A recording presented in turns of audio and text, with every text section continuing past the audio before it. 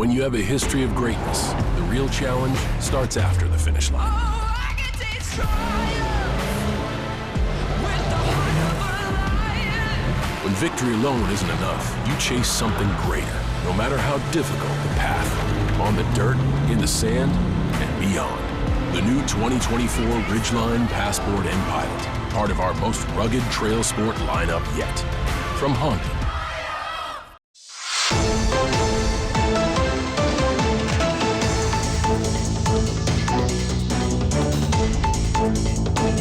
And welcome back. I'm Martin False, and we are here as usual in the Sheriff's Department, always so transparent with us here in Terrebonne Parish. First Lieutenant Blake Tabor is with us. Good to see you. Good to see you too, Martin. Thanks for having me. Yeah, I tell you what, y'all have been dealing a lot with, which means y'all doing your job, but it means that we got a serious amount of crime that's serious in nature, not just your typical stuff. So Absolutely. I think you're here to talk about it. Absolutely. So again, this is a culmination of another extensive investigation completed by the Special Victims Unit of our agency. This one ended in the arrest of an Eric P. Nelton. He's a 38-year-old male from Houma. You see him photographed here. Again, this turned out to be a pretty lengthy investigation, which, again, sometimes these cases turn out to be that.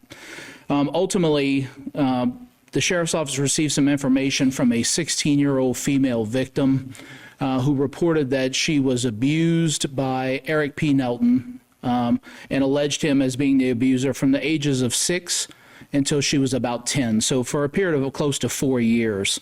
Again, this was reported by a concerned relative, and ultimately, you know, this sort of culminated in several interviews with the victim, and luckily for us and for her as well, that this ended with the arrest. Again, we ultimately arrested Eric P. Nelton on some charges recently on first-degree rape and oral sexual battery. That arrest took place on August 26, where he was located at his place of employment shortly after 12 o'clock, shortly before 12 o'clock. And at this point, he's still incarcerated at the Terrebonne Parish Criminal Justice Complex on those particular charges. And at the time of this press release, there was a no bond on him at the time. We continue to see the judges getting tough on this, which is great for y'all. Absolutely. Great for everybody. And look, and this is something that we have fielded. You know, ever since I took over as PIO, we've sort of really taken a different approach to how we've put out information. Not that it was done bad and previously, but, you know, again, it's achieving that level of transparency that we've always talked about. But specifically, one of the things we always see is people questioning the bonds by local judges. And of course, we don't identify a certain judge or a judge that is linked to a case for obvious reasons. But, you know, that is one thing that they've always seemed to question about cases. And I'm glad to see that, you know, there's some more stiffer penalties Well, it seems coming. like the judges are on board with the stiffer penalties. They're probably tired of seeing it as much as y'all tired of arresting people. Absolutely. Like but at 6 to 10, you know, as you're reading these things, it seems like you've been talking a lot about this, but 6 to 10 years old blows my mind, for one. But for her to, I guess, did she tell relatives about it and then they came to y'all? Absolutely. Took a lot of courage for her, didn't it? Absolutely. Yeah. And another thing that we saw in some of our comments about this recent post is people questioning what took so long for the victim to come forward.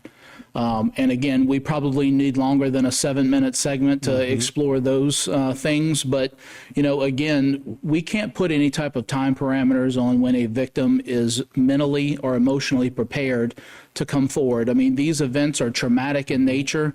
And to be honest with you, there's no amount of time that could go by where we would not take that case seriously. And it's probably veiled with a lot of threats. Absolutely. Towards that person. They're fearing for their life. There's a lot of different circumstances that go, and again, we're not going to delve into that with this case, but again, just like you said, you know, there could be threats against the victim, threats against family. There could be a lot of different components that are working that are keeping these children quiet, so to speak. Well, look at the case which you led off in the introduction, and the sheriff and the DA talked about, and they fled to Texas. And I mean, that's a prime example of what someone is capable of doing to keep somebody quiet. Absolutely. And it's just horrific in nature, but maybe it wasn't, maybe it was different way back when, but it seems like y'all are dealing with more and more horrific crime. Well, and that may be true, right? But I think a large component of this too is we talk about it all the time, social media, just information that gets out at an alarming rate nowadays. Whereas people used to keep things in-house, people are now airing their dirty laundry out, so to speak, and we see that not in just these types of cases, we see that in all walks of life. So, is it more prevalent now? That's a hard question to really answer, but I think it's really brought to the forefront more than it has been ever. And of course, unfortunately, it's just a sign of the times. We're seeing that cases are becoming more and more violent in nature, not just in Terrebonne Parish, but we're seeing that across the nation. And once again, we talked about this last time, but I can't say it enough. What should people out there be looking for if a young 6 to 10-year-old or 16-year-old comes forward and hints of something? It's time for people to listen and actually take that hint serious, right? Absolutely. And again, the message we always want to get across, whether it's true or it's not, that is not a situation for just a common person to determine, right? Because that could be, some serious bias that comes along with that. The best bet is if you have any implications or any idea or any suggestions of someone doing something wrong, especially to this magnitude, please contact the sheriff's office. We will do a proper investigation, and that way we could substantiate those allegations or deny them, because we do an awful lot of that. Yeah, let y'all vet it. Absolutely. And because that way, if somebody says, well, I don't think they're serious, she could be just mad and doing it. Well, if they don't do anything about it and something really happens, then they feel that guilt their whole life. But they move forward to y'all can vet it and make sure. And it's best to always put this in the hands of our seasoned professionals who are well-versed in handling this. And there's no one better in the country to do this than our SVU. All right. First Lieutenant, good to see you as always. And football season, I know your son's getting ready. We're ready. All right. There you have it. First Lieutenant Blake Tabor will be back with more.